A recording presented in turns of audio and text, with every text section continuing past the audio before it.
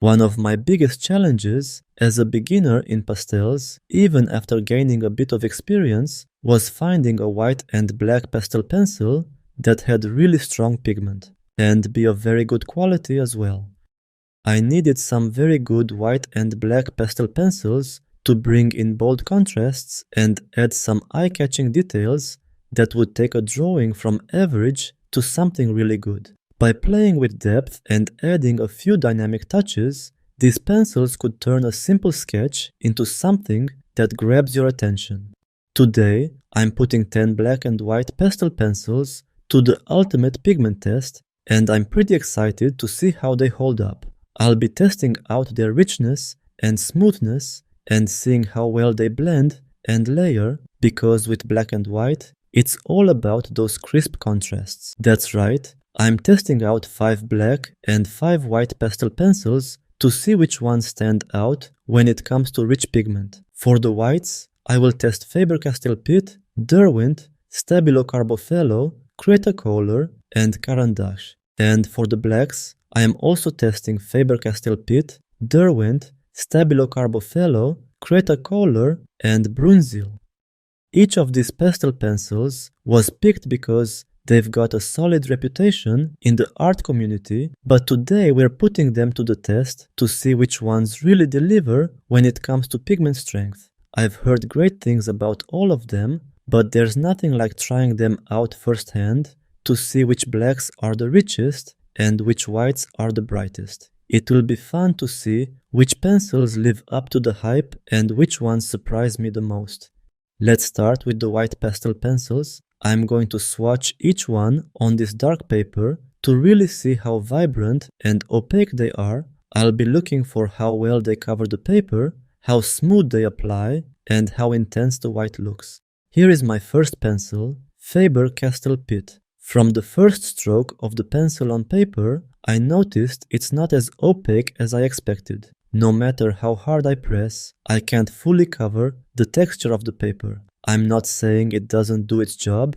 You can create some decent highlights with it. But for example, if you want to add that sparkle in the eye, that tiny white dot that brings the whole drawing to life, I don't think you'll be able to achieve that with this pencil. Sure, the pigment is visible, but sometimes when you add that crucial highlight in the eye, the pigment needs to be as strong as possible. Its texture is a bit rough and hard, which is both a good and a bad thing. All pencils with a rougher texture tend to be a bit less pigmented, but they're ideal for adding details without leaving too much pastel dust behind and constantly needing to sharpen it. So, in conclusion, it's a good white pencil, but not ideal for those super intense highlights.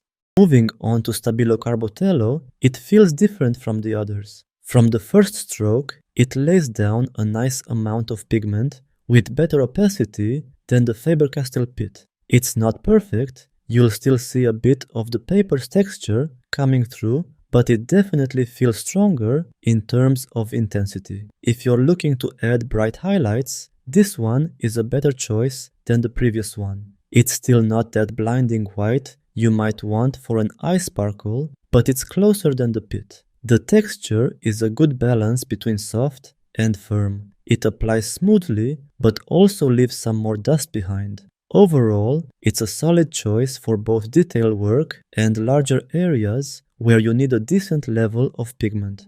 The Derwent pastel pencil feels a bit smoother compared to the other two. From the first stroke, I noticed that the pigment comes out more easily, giving a bit more coverage on the paper and quite opaque, surprisingly. Pressing harder does give a stronger white and it covers the texture of the paper well. In terms of highlights, it does a great job.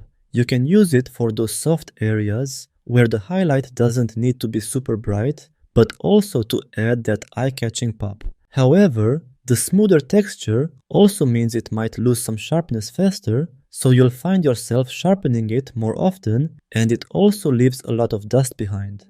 The Cretacolor pastel pencil feels a bit firmer from the get-go. As I start to apply it to the paper, I notice that the pigment is decent, but like the Faber-Castell Pitt, it's not as opaque as I was hoping for. No matter how much pressure I use, I can't fully cover the texture of the paper. and that lack of intensity becomes noticeable when trying to achieve those bright highlights. For subtle shading or softer highlights, this pencil works fine. But if you're after that vivid white to make details like a highlight in the eye pop, it won't quite get you there. Its rougher texture means it's good for adding fine details without leaving much pastel dust behind, but again, it lacks that punch of pigment that some other pencils might offer.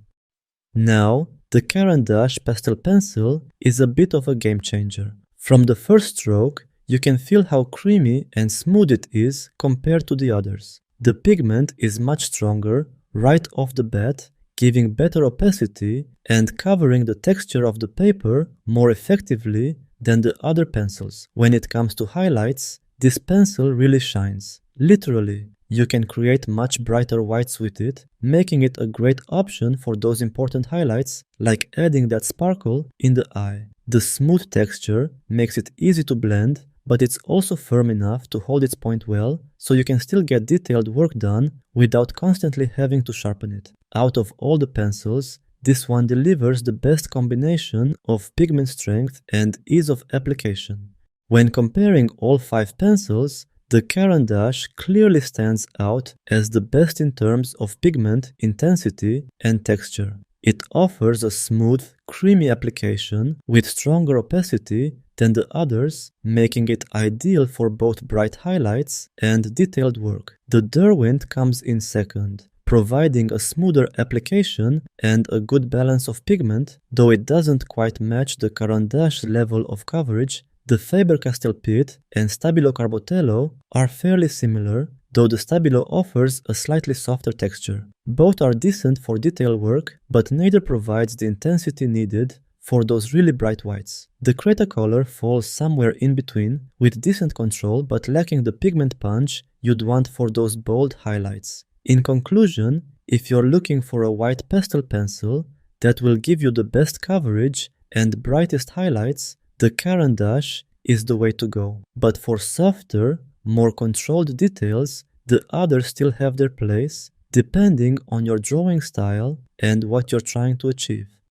Now, let's move on to the black pastel pencils. I'll be doing the same thing, swatching each pencil on light paper to check out how deep and rich the black pigment is.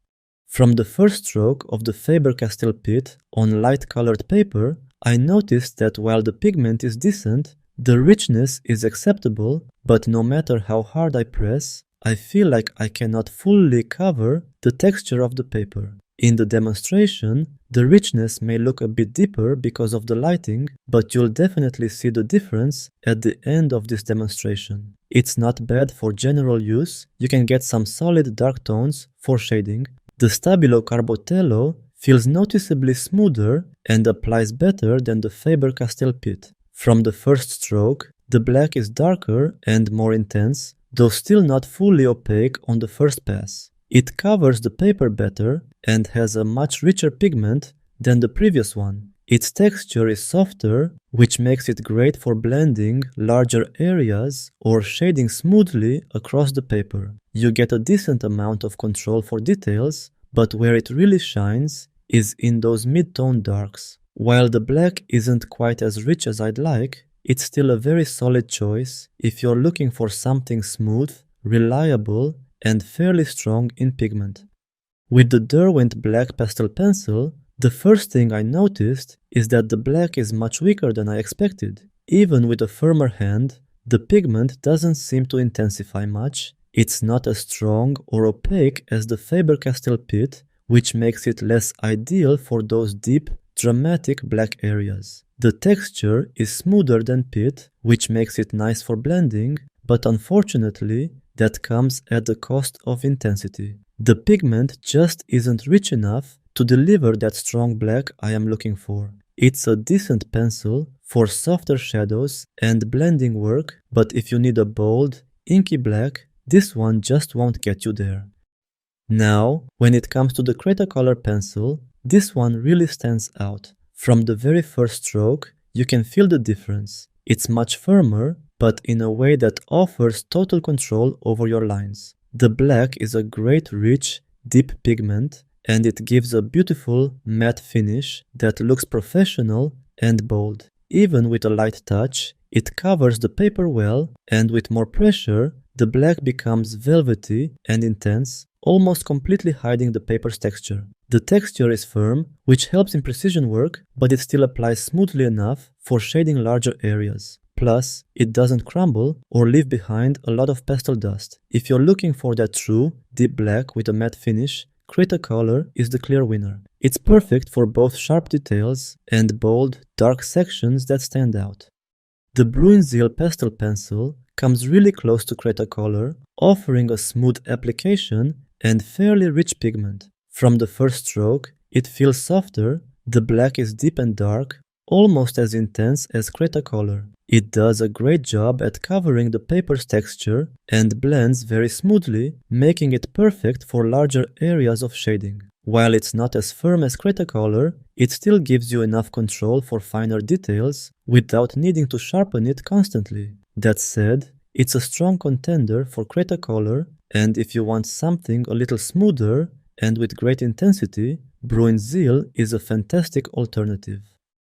When comparing all 5 pencils, Cretacolor is hands down the best in terms of black intensity, texture, and overall performance. It offers the richest, most opaque black with a beautiful matte finish, making it perfect for both bold shadows and detailed work. If you want a pencil that delivers the deepest black possible, Cretacolor is the clear winner. Bruinzeel comes in a close second, offering a smoother application and a deep black. Though it's not quite as intense or matte as Cretacolor, it's still an excellent option, especially if you prefer something a bit softer but still strong in pigment. The Stabilo Carbotello holds its own as a good middle ground option, with a smooth texture and decent pigment strength. It's great for blending and shading, but not quite as bold as Cretacolor or Bruinzeel. The Faber-Castell Pitt and Derwent pencils, while decent for more detailed or lighter shading,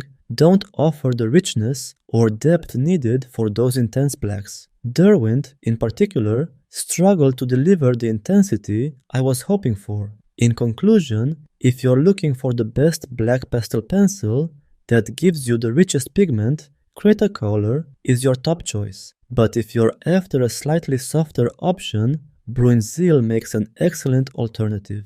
Stabilo Carbotello is also a solid choice for a smooth application, while Faber-Castell Pitt and Derwent are better suited for finer, lighter work where less pigment is needed.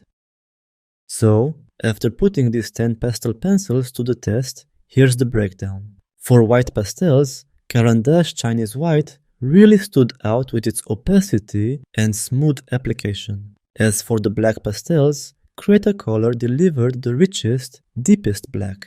Of course, this is just one artist's perspective, and your preferences might vary based on your style and techniques. I hope this comparison helps you choose the best pastel pencils for your own artwork. Remember, finding the right materials can make a big difference in your creative process, and it's worth experimenting to see what works best for you. If you want to see more of my tutorials, I would love for you to join my subscribers community. And if you want to be the first one to be noticed when I post a new video, just click on that bell button and that's all fixed. Thank you for watching, and I'm looking forward to see you in my next tutorials as well.